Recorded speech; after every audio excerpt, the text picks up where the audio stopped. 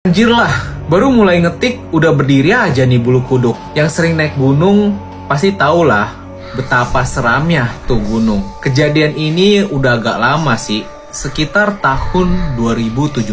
Tapi bener-bener masih keinget jelas. Hari itu saya dan teman saya, sebut saja Wawan, cuma iseng-iseng berhadiah duduk di depan rumah si Wawan. Tiba-tiba saya kepikiran, Mumpung libur, enaknya kemana ya? lalu si Wawan usul. Ayo naik gunung aja ya? Kamu kan belum pernah naik gunung. Lalu saya jawab, Ayolah, tapi naik gunung mana nih?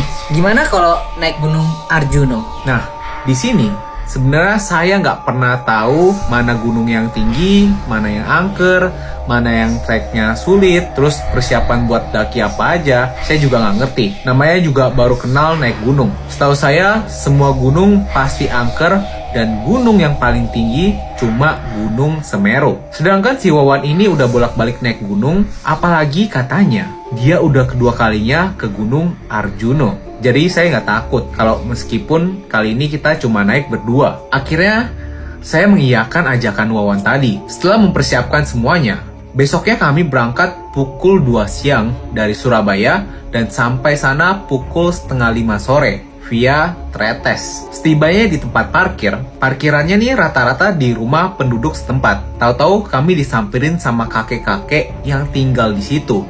Udah tua banget asli. Ternyata kakek itu udah kenal dong sama si Wawan. Lalu kami diajak ke rumah si kakek, dan si kakek ini masih inget persis kalau si Wawan ini dulu pernah kesini 2 tahun yang lalu. Motor kami sudah diparkirkan di rumah kakek ini. Nah, sekitar pukul 5-an, kami mulai beranjak pergi dan berpamitan pada si kakek ini. Kami pun diberi tongkat kayu untuk perjalanan nanti. Dan baru sekitar 5 menit perjalanan, rasanya ini kaki udah mau patah. Anjir, capek banget. Ngos-kosan, dan saya pun malah bayangin betapa enaknya di rumah bisa tiduran lah, teleponan sama pacar lah, main Mobile Legends lah, dan tongkat yang diberi kakek tadi saya buang.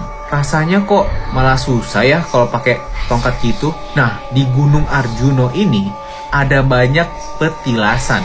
Istilahnya apa saya nggak ngerti, tapi bentuknya seperti ini. Jadi di sini si penulis menggambarkan ada patung yang ditutup menggunakan kain putih. Kemudian di belakangnya itu ada beberapa batu-batu yang disusun, dan di depan bagian patung ini terdapat sesajen-sesajen atau persembahan-persembahan dari yang mendaki gunung. Kata si Wawan, ini kalau kita nemuin petilasan saat perjalanan, kita diharuskan berdoa, lalu semacam memberi sesembahan. Kalau sesembahan ini sih nggak wajib, atau apalah istilahnya, nggak ngerti saya. Di sini saya bawa rokok Surya 16, dan saya cuma kebagian 4 batang doang. 12 batang habis dikasih ke petilasan. Nah, baru beberapa meter perjalanan, azan udah mulai kedengeran. Ini berasal dari alarm handphone saya ya anyway. Keadaan udah mulai gelap, tapi mata masih bisa ngelihat tanpa senter. Perasaan saya udah mulai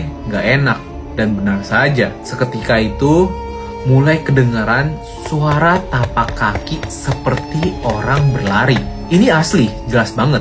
Posisi saya di belakang dan Wawan di depan buat cari jalan.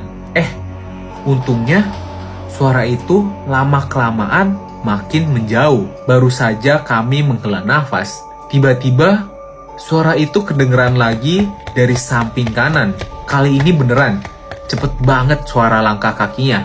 Sedangkan kami langsung menoleh ke kanan, ternyata tidak ada apa-apa cuy. Malah makin merinding aja. Terus saya bilang, Itu apa sih? Wawan menjawab, Mulutmu. Oh iya, lupa, sorry. kalau di tempat seperti ini, jangan ngomong aneh-aneh, kata Wawan. Sementara hilangkan dulu bahasa Surabayamu. Dan kami pun mulai menyalakan senter. Setelah agak jauh berjalan, tibalah kami di Alas Lali Jiwo. Saya nggak ngerti kalau itu Alas Lali Jiwo. Nah, di situ tempatnya bener-bener angker cuy.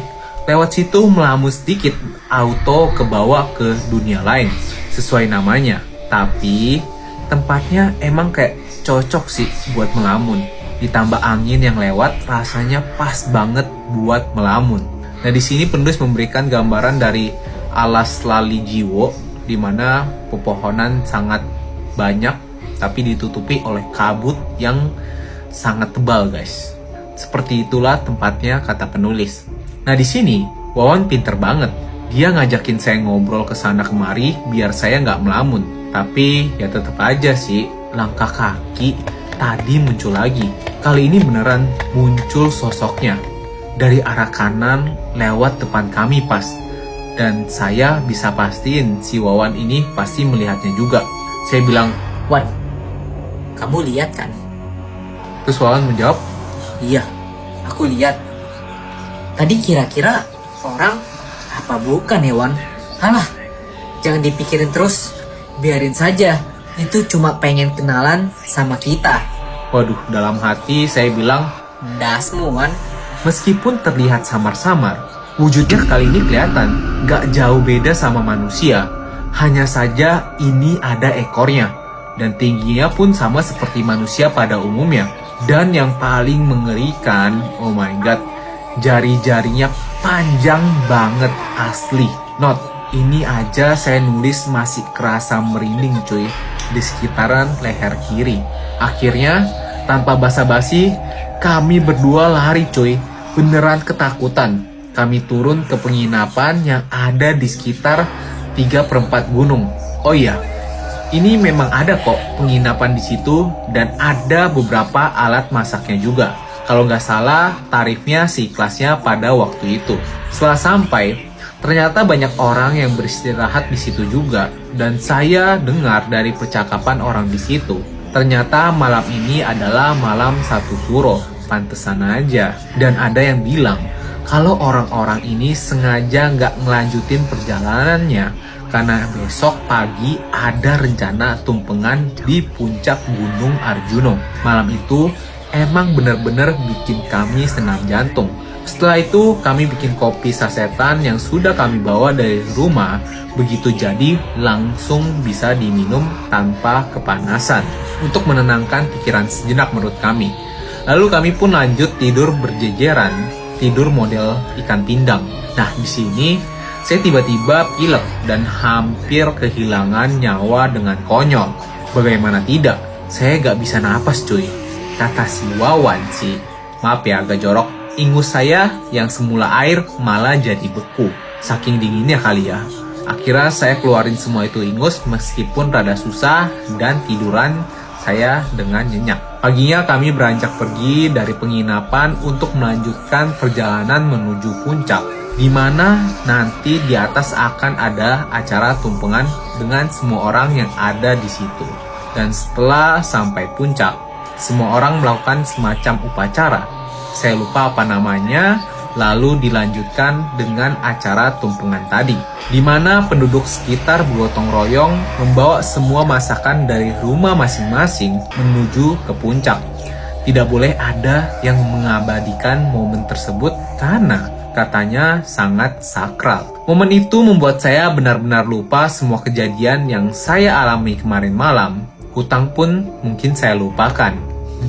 Setelah itu kami melanjutkan perjalanan turun seperti biasa dan seperti tidak ada apa-apa dan melanjutkan perjalanan balik ke Surabaya. Tapi memang kejadian itu benar-benar membuat saya berprinsip kamu akan menjadi yang pertama dan terakhir. Dan sampai sekarang kalau diingat-ingat mesti merinding terus.